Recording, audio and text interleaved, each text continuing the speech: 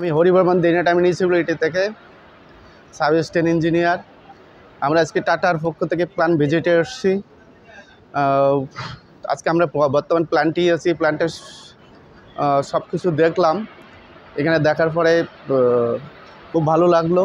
না না ঠিক আছে।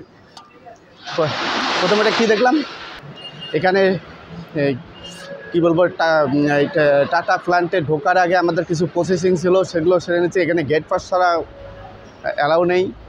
এরপর হচ্ছে এখানে পিপি পড়তে হবে। সব কাস্টম এখান থেকেই দেওয়া হয়ে গেছে, একদম শুরু থেকে সব কিছু। তারপরে আমরা এখানে প্ল্যান্টের ভেতরে প্রবেশ করি গেট পাস দিয়ে। তবে এখানে প্ল্যান্টে আমরা একের পর এক সব কিছু দেখলাম। এখানে যে ব্লেড তৈরি হয়, তারপরে হচ্ছে কি বলবো, র মেটেরিয়ালস থেকে যেগুলো কেমিক্যাল ল্যাব ট্যাব সম্পূর্ণ জেনারেটটা কম্পিউটারে হয়। এখানে লেবারে কোনো সেরকম কিছু নেই, সম্পূর্ণ অটো জেনারেট সিস্টেম। আমরা টাটাকে অসংখ্য ধন্যবাদ এই প্ল্যান্ট ভিজিট করানোর জন্য।